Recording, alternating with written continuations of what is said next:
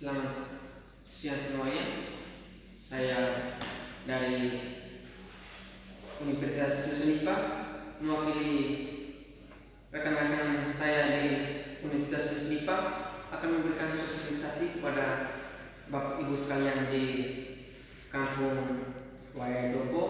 Dan sekarang saya telah membuat suatu ringkasan yang saya terperinci mengenai apa itu korupsi, apa itu koruptor, faktor-faktor penyebab terjadinya korupsi itu sendiri, dan dampak apa saja yang kita dapatkan setelah kita melakukan perbuatan korupsi.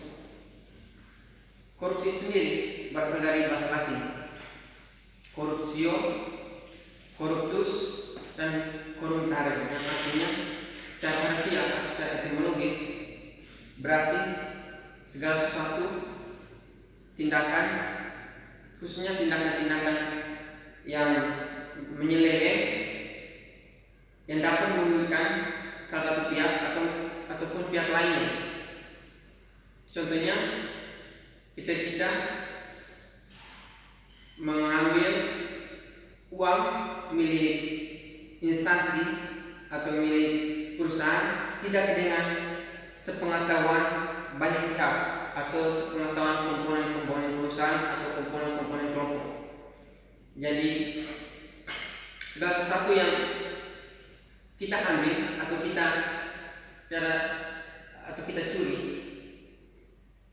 dari berupa uang atau berupa harta milik, itu berarti kita sudah melakukan tindakan korupsi.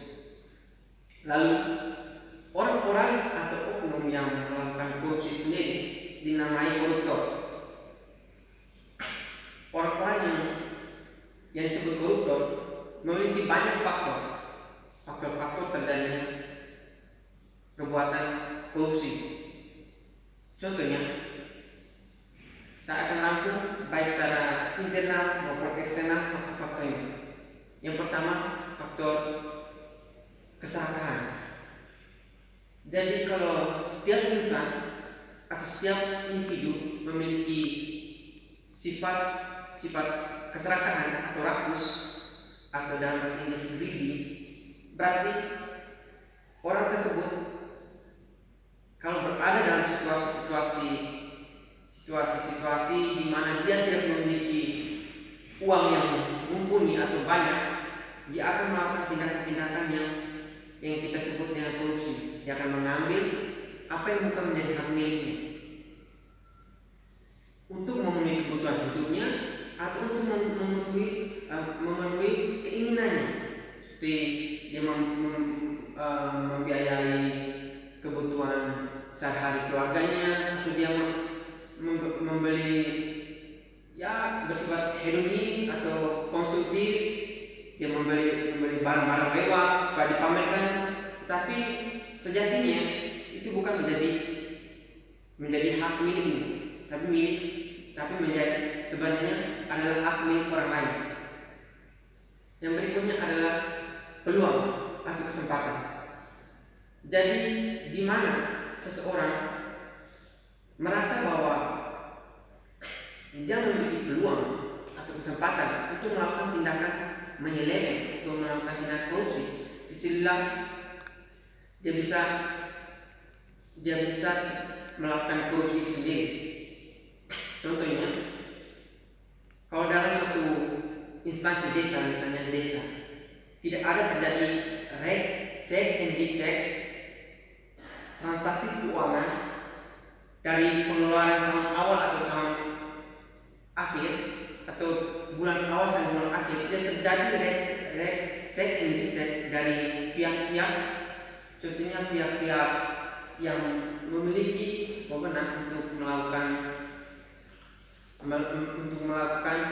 cek and dicek tersebut, maka akan terjadi peluang besar bahwa seseorang melakukan tindakan korupsi. Yang berikut, selain faktor tersebut, ada faktor-faktor politik. Itu orang yang sudah berada atau sudah duduk di bangku atau jabatan sebagai seorang pemerintah, dia pasti ingin terus menjadi seorang pejabat, karena dengan kata lain dia merasa bahwa pekerjaan itu adalah pekerjaan yang memiliki bayaran atau gaji tinggi, dan dia pasti terus, apalagi dia sudah pernah melakukan tindak korupsi, maka dia akan terus-menerus mempertahankan kekuasaan atau kedudukannya tersebut.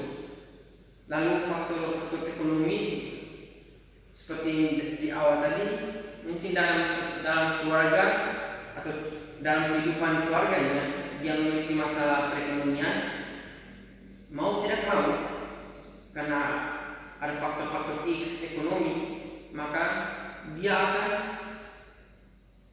akan melakukan tindak korupsi untuk memenuhi kebutuhan hidupnya, walaupun dia tahu dengan melakukan korupsi bahwa itu sangat merugikan pihak lain atau pihak kelompok.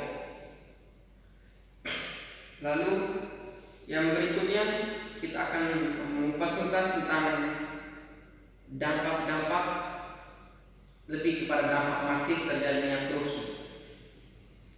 Itu saya ambil satu contoh dampak masifnya, salah satunya dampak ekonomi.